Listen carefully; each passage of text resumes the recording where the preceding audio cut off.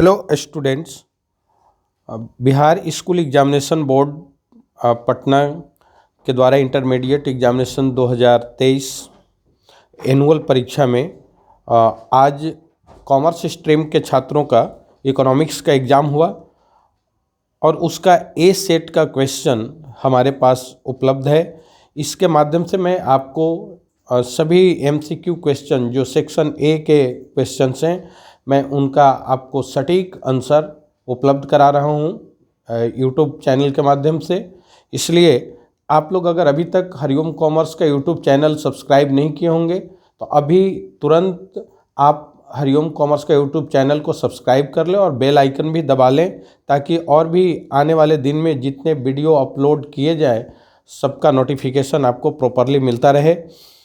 और स्टूडेंट्स ये आज इकोनॉमिक्स का जो पेपर है बिहार में मैक्सिमम बिहार बोर्ड में जो छात्र पढ़ रहे होते हैं, बिहार बोर्ड से जो एग्जामिनेशन दे रहे होते हैं, उनका मैक्सिमम स्टूडेंट्स का जो ये इकोनॉमिक्स होता है वो ये एडिशनल पेपर होता है, एक्स्ट्रा पेपर होता है। लेकिन कुछ ऐसे भी स्टूडेंट्स हैं जिनका ये मेन इलेक्टिव पेपर में आता है, तो दोनों लोग इससे मिला लेंगे। सेट ए में जो क्वेश्चंस हैं वो सभी सेट्स में वही क्वेश्चन होंगे, सीरियल नंबर आगे पीछे हो सकता है, तो आप क्वेश्चन के अनुसार उनको आप मिलाकर देखेंगे कि आप कितना इस पेपर में एमसीक्यू जो 50 नंबर का एमसीक्यू है, 50 क्वेश्चंस आपको सॉल्व करने हैं, उनमें आप कितना पा रहे हैं इसका सटीक अनुमान लग जाएगा। पहला क्वेश्चन है which of the following is studied under micro economics. इसका राइट आंसर इंडिविजुअल यूनिट होता है स्टूडेंट्स। माइक्रो इकोनॉमिक चूँकि दो ब्रांचेज हैं ना इकोनॉमिक्स के, माइक्रो एंड मैक्रो, तो मैक्रो में होल इकोनॉमी का पूरे नेशन का पूरा और ऐसे होल इकोनॉमी का स्टडी करते हैं, होल वर्ल्ड का इकोनॉमी का स्टडी करते हैं। लेकिन एक इंडिविजुअल यूनिट चाहे वो फैमिली के रूप में हो, बिजनेस ऑर्गेनाइजेशन के रूप में हो, उसका स्टडी हम लोग माइक्रो इकोनॉमिक के तहत करते हैं। इसलिए इस क्वेश्चन का राइट आंसर ऑप्शन ए होगा। Second question is that who gave the concept of limited resources and unlimited wants. सीमित साधन से असीमित आवश्यकता का विचार किसने दिया इकोनॉमिक्स में, तो ये रॉबिन्स ने दिया है, यानी option C will be right answer of this question. Next question is that who of the following economists is not of welfare concept. Welfare concept यानी विचारधारा के कौन से इसमें नहीं है, वेलफेयर यानी कल्याणवादी विचारधारा के कौन से नहीं हैं, तो जेबी से एक ऐसे इकोनॉमिस्ट हैं जो वेलफेयर कॉन्सेप्ट से संबंध नहीं रखते हैं इकोनॉमिक्स का। Next question is to which factor is economic problem basically related to, यानी आर्थिक समस्या मूलतः किस तथ्य की समस्या है स्टूडेंट्स, चॉइस प्रॉब्लम की। चॉइस यानी इस क्वेश्चन का सही जवाब ऑप्शन ए होगा। नेक्स्ट क्वेश्चन है the central problem of an economy is. Central problem students कौन कौन होता है, what to produce, how to produce and how to distribute produced goods. These three are the central problem of an economy. So, option D will be the right answer of this question. Next question is that the curve which shows economic problem is. इसका right answer होगा production possibility curve, उत्पादन का संभावना वक्र। Next question है which of the following is the marginal opportunity cost. इसके लिए option A will be right answer and question 8 is who gave the central concept of utility. उसके central concept of utility किसने दिया है? Martial ने दिया है, यानी option A will be right answer. Next question is that consumers behaviour is studied in. Consumer behaviour किस में स्टडी किया जाता है, उसमें कहाँ अध्ययन किया जाता है? तो स्टूडेंट्स, कंज्यूमर बिहेवियर का स्टडी हम लोग माइक्रो इकोनॉमिक्स में करते हैं। So option A will be the right answer of this question. Next question is that law of equimarginal utility is called, equimarginal utility is called law of substitution. Right answer is law of substitution. Next question है indifference curve slopes from right to left या left to right, तो ये इसका सही जवाब होगा left to right, बाएं से दाहिने की तरफ स्लोप होता है indifference curve. Next, the producer of law of diminishing marginal utility is Gaussian, Gaussian, यानी option A will be right answer. What is required for a budget set? Budget set के लिए क्या आवश्यक है? तो budget set के लिए जो क्वेश्चन आपका दे रहा है, क्वेश्चन में जो ऑप्शन दिए हुए हैं स्टूडेंट्स, वो collection of bundles, prevailing market price, total income of the consumer, ये all of these are required for budget set. So option D will be the right answer. Next question, which element is essential for demand? Which element is essential for demand? तो इसके लिए demand के लिए, मांग के लिए कौन से तत्व आवश्यक हैं? तो डिजायर ऑफ गुड्स, वस्तु की इच्छा होनी चाहिए, लेकिन वस्तु की इच्छा है और अगर एक निश्चित उसका मूल्य नहीं है, गिवन प्राइस नहीं है, तो भी वो मांग में नहीं बदल सकता है, यानी गिवन प्राइस होना चाहिए। फिर विलिंगनेस टू स्पेंड, जिसको तत्परता कहते हैं, हमारे पास साधन है, पैसा है, इच्छा है, लेकिन खर्च करने की तत्परता नहीं है, तो भी वैसी इच्छा मांग नहीं बन सकती है, डिमांड नहीं बन सकती है। तो डिमांड बनने के लिए ऑल ऑफ दीज, यानी desire of goods, given price and willingness to spend, खर्च करने की तत्परता भी होनी चाहिए तब। So option D will be right answer. Next question is that in which type of goods price fall does not make any increase in demand? Necessary goods, necessary goods. And next question is that goods which can alternatively be used are called, मतलब वैसा goods को क्या कहते हैं जिसके बदले किसी दूसरे गुड्स का यूज करके काम चलाया जा सकता है। जैसे टूथपेस्ट के जगह पर दतवन से काम चलाया जा सकता है, तो यहाँ दतवन क्या हुआ? सब्स्टिट्यूट गुड्स कहेंगे उसको, यानी सब्स्टिट्यूट, स्थानापन्न वस्तुएं। किसी वस्तु के बदले दूसरे वस्तु का जब उपयोग करके हम उसी उद्देश्य को पूरा कर लेते हैं, उद्देश्य को पूरा करता है वो, तो उसको सब्स्टिट्यूट गुड्स कहते हैं। नेक्स्ट 17 क्वेश्चन क्या है? Which of the following is a reason for fall in demand? मांग में कमी के निम्नलिखित में से कौन से कारण हैं? तो इसका, ये जितने आपके क्वेश्चन में जितने ऑप्शंस दिए हुए हैं, ये सभी कारण होता है डिमांड में फॉल आने का, डिमांड में कमी आने का। Fall in income, fall in number of buyers, fall in taste of consumers, ये सभी कारण बनते हैं, यानी option D all of these will be right answer. Next question is that which of the following shows elasticity of demand less than 1? ये necessity goods, यानी option A will be right answer of this question. Next question is that what is या are the factors affecting elasticity of demand? इसमें all of this, elasticity of demand को प्रभावित करने वाले जो तत्व हैं वो कौन कौन है? नेचर ऑफ गुड्स भी है, प्राइस लेवल भी है, इनकम लेवल भी है, ये इलास्टिसिटी ऑफ डिमांड को अफेक्ट करते हैं. So here in this question option D will be the right answer. Next question is that price elasticity of demand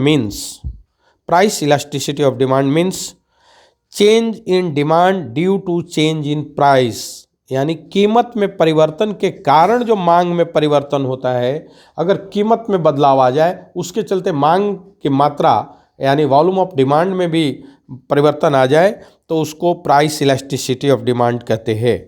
यानी option A is the right answer.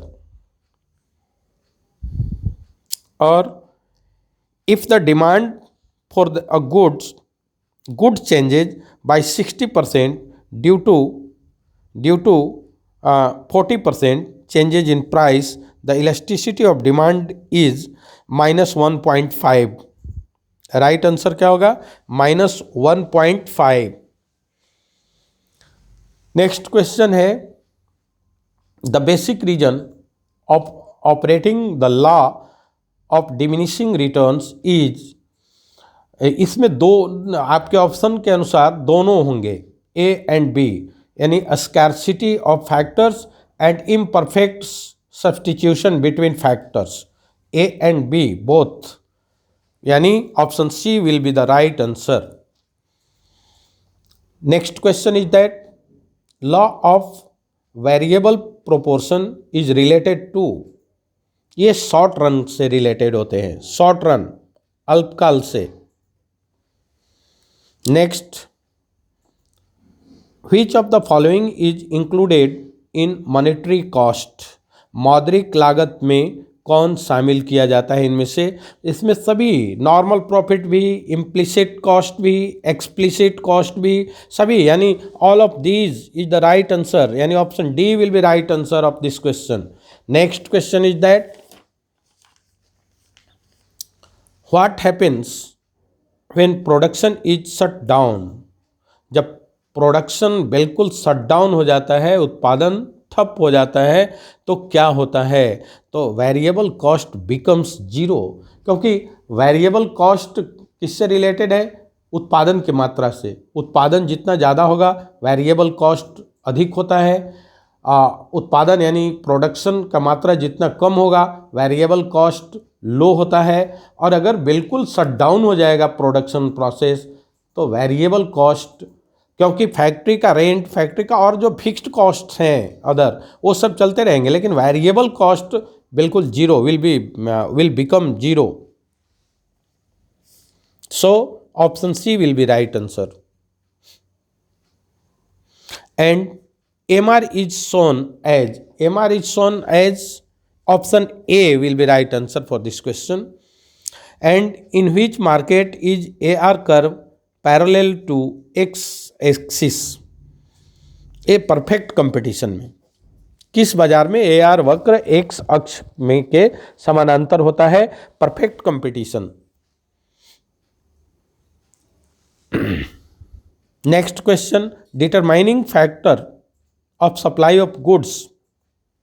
ये सभी होंगे, प्राइस ऑफ गुड्स भी, price of related goods भी, price of factors of production भी, सभी, यानी all of these right answer होगा.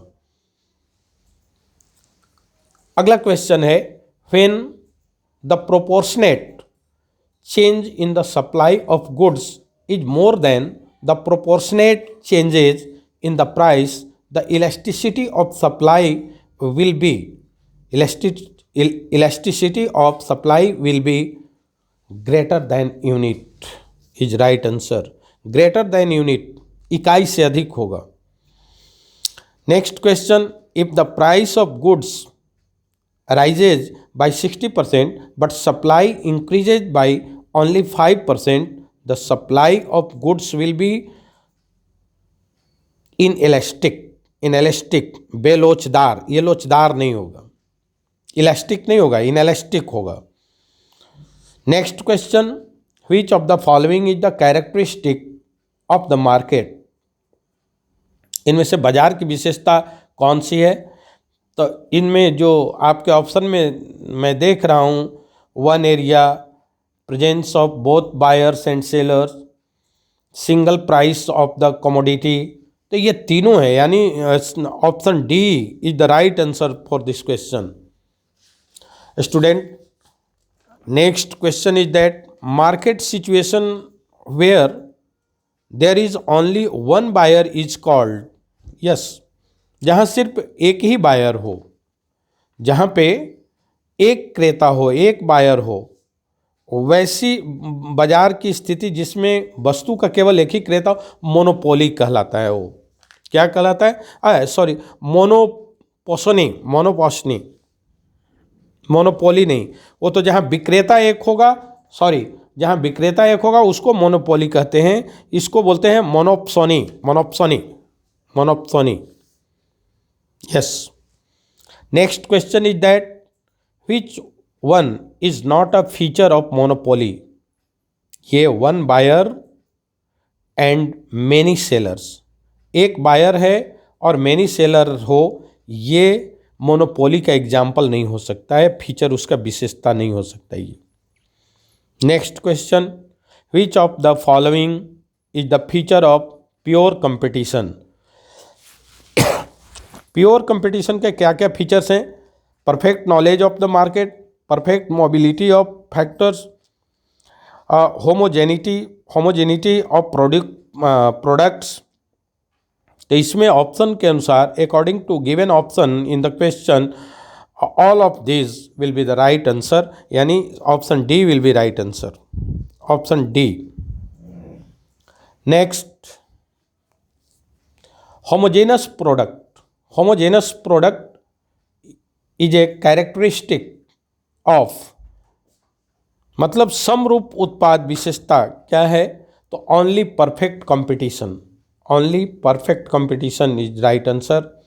Price of commodity is determined at a point where demand equal supply, जहां वस्तु की मांग और वस्तु की पूर्ति बराबर हो, वहां प्राइस ऑफ अ कमोडिटी निर्धारित किया जाता है। Next question is that who gave the concept of time element in the price determination process. तो ये मार्शल ने दिया है। प्राइस डिटर्मिनेशन प्रोसेस का कंसेप्ट जो है ना, वो मार्शल का दिया हुआ है, यानी C, answer C. Next question, the price of a good is determined by, किसके द्वारा डिटरमिन किया जाता है प्राइस ऑफ गुड? तो डिमांड और सप्लाई दोनों के द्वारा, यानी ऑप्शन सी आपका सही जवाब होगा, both demand and supply. Next question, in perfect competition a firm क्या होता है? डिटरमाइंस प्राइस और ऑब्टेन्स प्राइस। तो ये दोनों, जहाँ तक मेरा ख्याल है, ये दोनों है, यानी ऑप्शन सी आपका सही जवाब होगा। Next question, market price is defined as, market price को परिभाषित किया जाता है किस रूप में?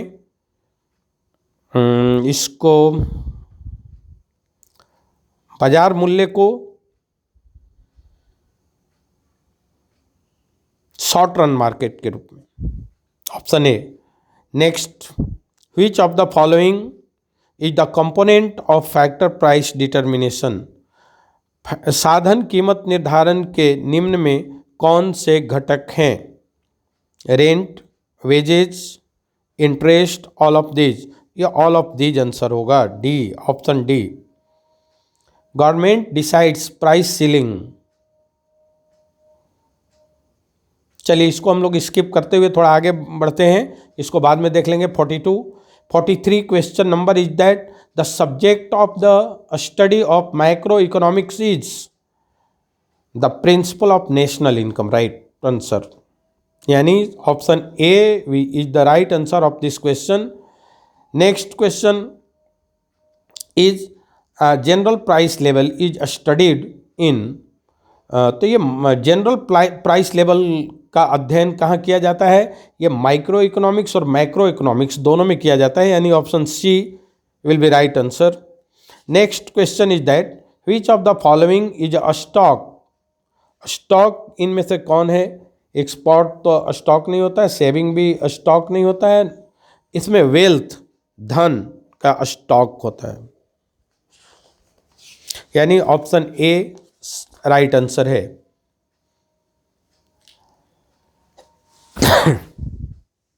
Macro economics does not focus on. Macro economics किस पर ध्यान नहीं दिया जाता है में दिया जाता है? तो इसमें मैक्रो इकोनॉमिक्स में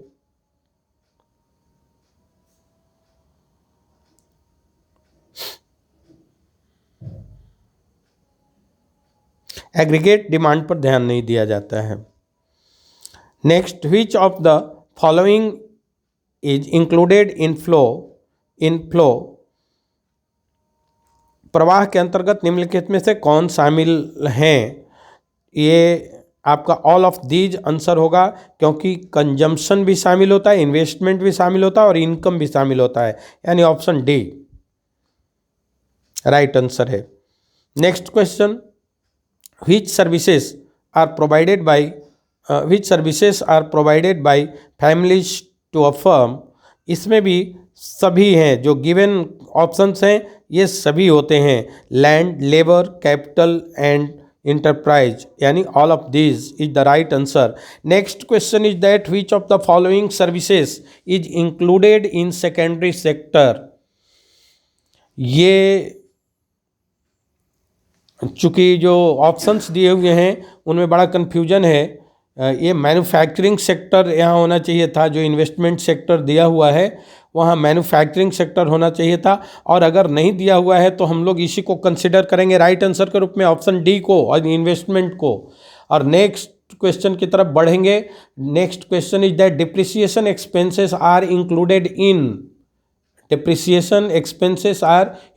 इन GNP/MP, यानी option A is right answer. Next question, what is consumption of fixed capital called depreciation. Yes, depreciation. Next question, what is GNP calculated on fixed assets. Real GNP, gross national product. Next question, which service is included in territorial sector. तृतीय क्षेत्र के अंतर्गत निम्नलिखित में से कौन सी सेवा सम्मिलित होती है? कम्युनिकेशन, संचार। नेक्स्ट क्वेश्चन है,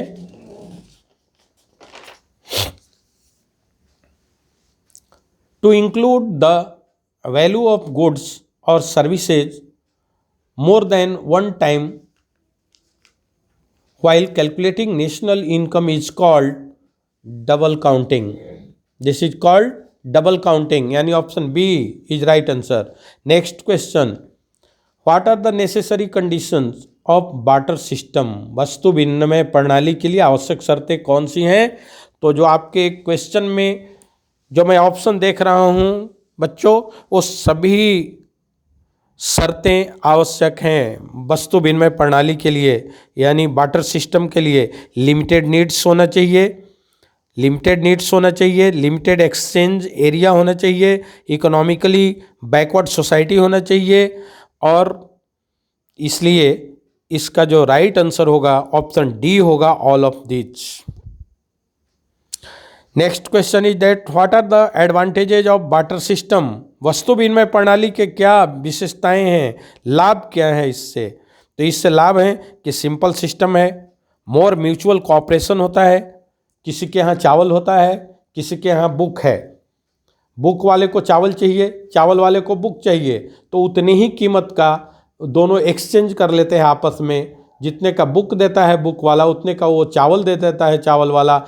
ये पैसा कैश में किसी को पेमेंट नहीं करना पड़ता है, यही वस्तु विनिमय प्रणाली है, बार्टर सिस्टम है, इसलिए सरल प्रणाली है और आपस में सहयोग का भावना होता है। इसमें आपसी सहयोग, मोर म्यूचुअल कोऑपरेशन होता है, नो इकोनॉमिक डिस्पैरिटीज होता है, इसलिए इसमें all of these will be right answer. Next question is that which of the following is included in primary sector. Primary sector में कौन कौन आते हैं? इसमें लैंड भी आता है, फॉरेस्ट भी आता है, माइनिंग भी आता है। तीनों सेक्टर मिलकर ये प्राइमरी सेक्टर है इकोनॉमिक के। The function of money is, मुद्रा के क्या क्या कार्य हैं? तो इनके भी मीडियम ऑफ एक्सचेंज भी हैं, मेजर्स ऑफ वैल्यू भी हैं, स्टोर ऑफ वैल्यू हैं और ऑल ऑफ दीज है। तो ये ऑल ऑफ दीज सभी मुद्रा के ये सभी कार्य हैं।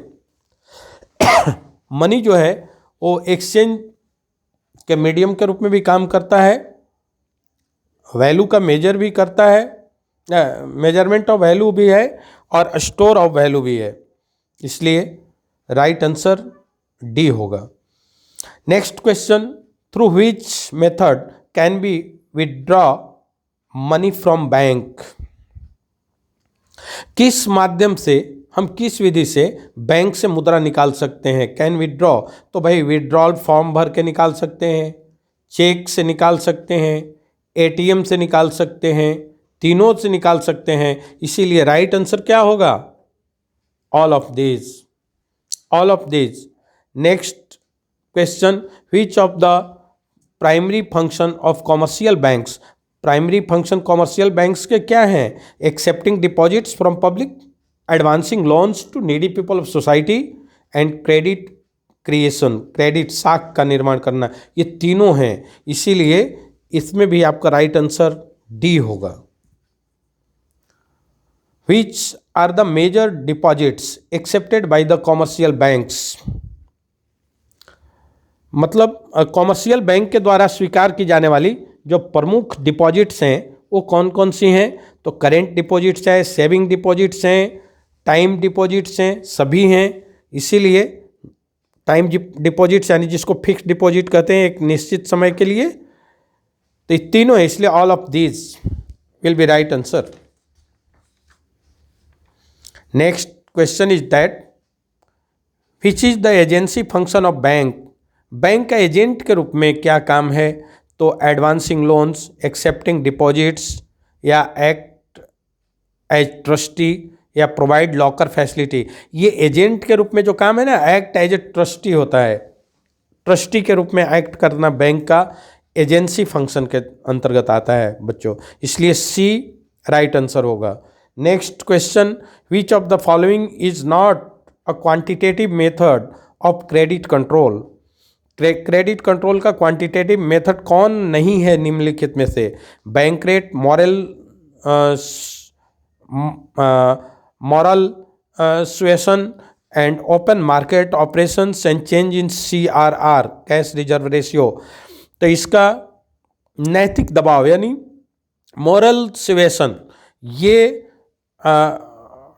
क्वांटिटेटिव मेथड नहीं है क्रेडिट कंट्रोल का। और नेक्स्ट क्वेश्चन है, who issues paper currency in the country. आप सभी जानते हैं, बहुत सिंपल क्वेश्चन है, central bank of India. Next, who is the custodian of Indian banking system. Reserve bank of India, custodian यानी संरक्षक, जितने बैंक्स हैं आइदर पब्लिक सेक्टर के और प्राइवेट सेक्टर के, सभी का कस्टोडियम के रूप में, संरक्षक के रूप में कौन काम करता है? Reserve bank of India, RBI, इसलिए ए ऑप्शन राइट आंसर होगा। With which of the following is Narasimhan committee related. ये निम्नलिखित में से नरसिम्हन कमेटी किससे रिलेटेड है? Narasimhan committee banking reforms, banking सुधार से रिलेटेड है, ऑप्शन बी राइट आंसर होगा। Next question, 14 big scheduled commercial banks in India were nationalized in। yes, Bharat में 14 बड़े जो कॉमर्शियल बैंक्स हैं वो उनको कब नेशनलाइज किया गया था, राष्ट्रीयकृत? तो 1969 में, 1969 में बैंक को नेशनलाइज किया गया था। Next, according to Keynes investment implies, यानी इन्वेस्टमेंट का क्या अभिप्राय है किन्स के अनुसार रियल इन्वेस्टमेंट, वो कहते हैं कि वास्तविक विनियोग से इनका इन्वेस्टमेंट का मतलब है। The great depression came in which year, हाँ, महामंदी, सबसे अधिक महामंदी फाइनेंस सेक्टर में, इकोनॉमी में कब आई? तो 1930 में आई, 1930, यानी C answer, C option is the right answer of this question. Next question is that which of the following is the determining factor of equilibrium income in Keynesian view point? Yes, Keynesian view of point, मतलब Keynesian के विचारधारा के अंतर्गत आय के संतुलन का निर्धारक घटक कौन सा होता है? आय का घटक का both aggregate demand and aggregate supply, C.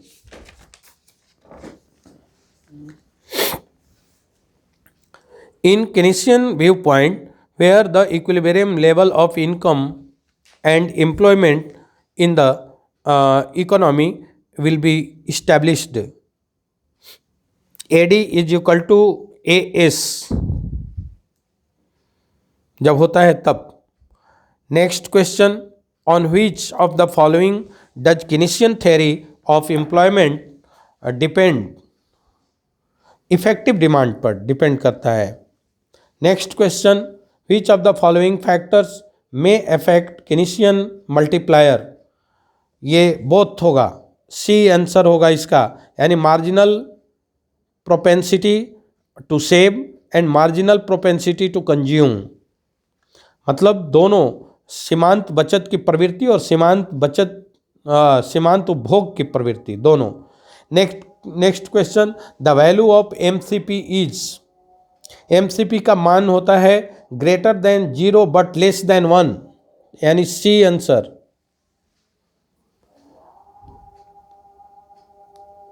The theory of employment multiplier was propounded by Kahn के द्वारा, यानी ऑप्शन बी।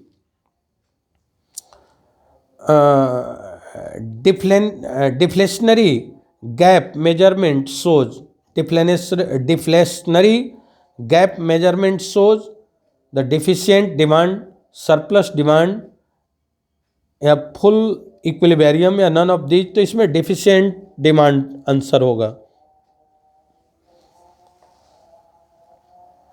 और इसका जो राइट आंसर होगा वो ए होगा। अगला क्वेश्चन है, which of the following is a reason of appearing surplus demand? या ऑल ऑफ दीज, यानी increase in public expenditure, increase in money supply, fall in taxes, तीनों। Next question,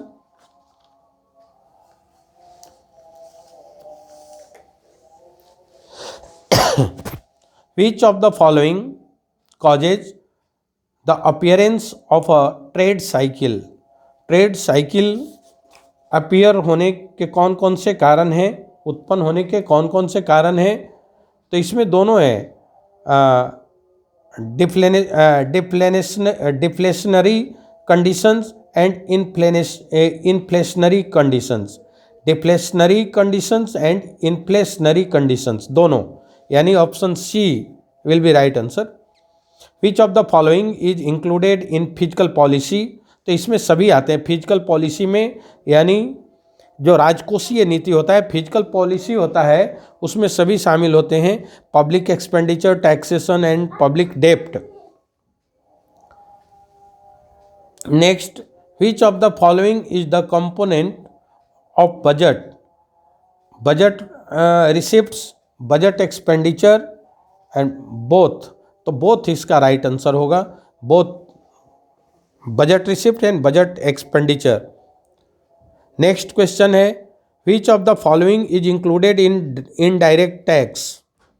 excise duty and sale tax, ये सभी मिला करके indirect tax और अब जो जीएसटी है उसमें शामिल कर लिया गया है। और जीएसटी ही इनडायरेक्ट टैक्स है भारत में और इनकम टैक्स डायरेक्ट टैक्स है। तो एक्साइज ड्यूटी, सेल टैक्स, इन सबको मर्ज कर दिया गया जीएसटी में। नेक्स्ट, डायरेक्ट टैक्स क्या है? अभी मैंने बताया कि डायरेक्ट टैक्स इनकम टैक्स है और गिफ्ट टैक्स है इंडिया में। ये दोनों, इनकम टैक्स और गिफ्ट टैक्स, ये both are direct tax. So option C यानी A and B will be right answer. Next question, which of the following is not an indirect tax? ये निम्नलिखित में से कौन सा इनडायरेक्ट टैक्स नहीं है? ये स्वाभाविक है, दिख रहा है, income tax is not indirect tax but direct tax. So option C will be right answer of this question. Next, which type of expenditure is made in a bridge construction? एक bridge का निर्माण में, पुल का निर्माण में किस तरह का, कौन सा एक्सपेंडिचर होता है? Capital expenditure, capital expenditure. Next question है, which of the following नहीं, budget is of type, budget प्रकार के होते हैं, कितने तरह के? तो balanced budget, surplus budget, deficit budget, all of these, option D is right answer. And next question, which of the following is a merit of flexible exchange rate? इसका भी राइट आंसर डी है, यानी ये flexible exchange rate की जो विशेषता है, merit है, गुण है, वो ये सभी हैं: simple system, continuous adjustment and improvement in balance of payments, ये तीनों हैं। इसलिए option D will be right answer. Next question, foreign exchange rate is determined by, foreign exchange rate is determined by government, bargaining, world bank या demand and supply forces? Demand and supply forces will be right answer students. Next answer, the form of foreign exchange market is, ये both spot market भी होता है और forward market भी होता है। Next है, during Bretton Woods system most countries had, जब ब्रेटन वुड्स प्रणाली के समय अधिकांश देशों में क्या था? तो फिक्स्ड एक्सचेंज रेट था, फिक्स्ड एक्सचेंज रेट रहता था। इसलिए ऑप्शन ए इसका सही जवाब है। Which of the following items are included in balance of payment? भुगतान शेष के अंतर्गत निम्नलिखित में से कौन सी मदें सम्मिलित होती हैं? इसमें सभी visible items, invisible items, capital transfers और सभी, यानी all of these. Next question, which one of the following is included under invisible items? निम्नलिखित में से कौन सा इनविजिबल आइटम्स के अंतर्गत इंक्लूड किया जाता है, शामिल किया जाता है? Banking, shipping, communication.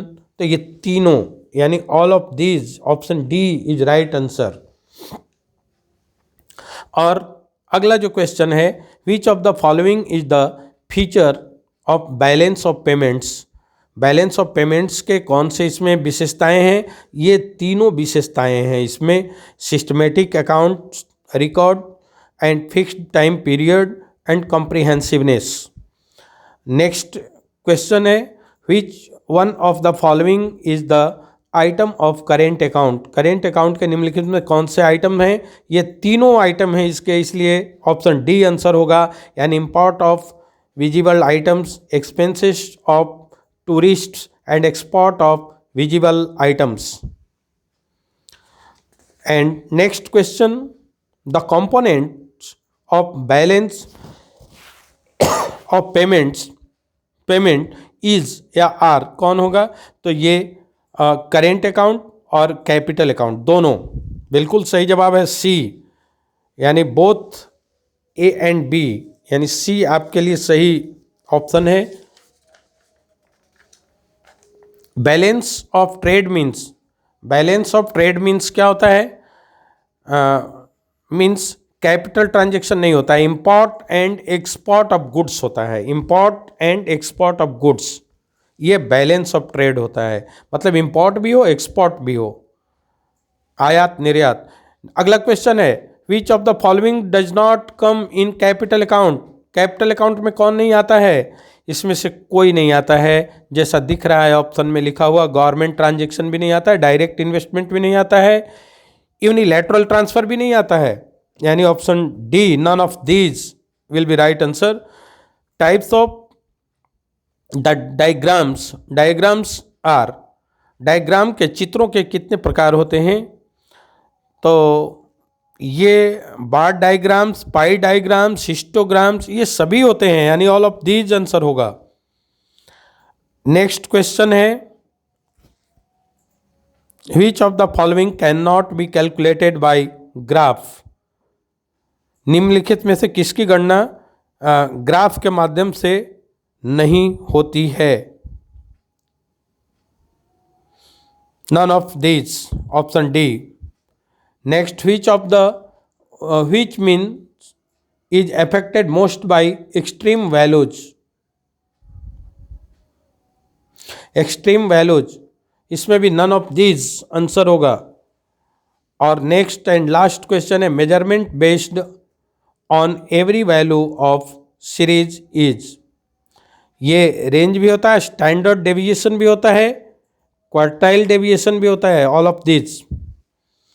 स्टूडेंट्स, इस प्रकार से आप अपने क्वेश्चन में जो आप बनाकर आए हैं एग्जामिनेशन हॉल में, आप मिला लेंगे और बहुत हद तक आपका जो ये होगा आएगा, जो एक एस्टिमेटेड मार्क्स आएगा, अनुमानित जो निकलेगा, वो उसी के 1-2 मार्क्स के आगे पीछे आएगा मिलाने के बाद। इसलिए हम लोग बने रहेंगे पूरा परीक्षा तक, हर एक पेपर के हर एक विषय के हम लोग एमसीक्यू और भी अकाउंटेंसी के दिन पूरा क्वेश्चन का हम लोग सॉल्यूशन जो है उसका सॉल्व्ड जो पेपर है हम लोग अपलोड करेंगे। आप वीडियो को अंत तक देखते रहिए और बेल आइकन भी दबाना न भूलिए, सब्सक्राइब करना न भूलिए। और यदि आपको कितना मार्क्स आया, अगर ऐसा लगता है कि आप इसमें से कितना ऑब्टेन कर रहे हैं, मुझे कमेंट बॉक्स में लिखकर अवश्य बतलाएं। Thank you.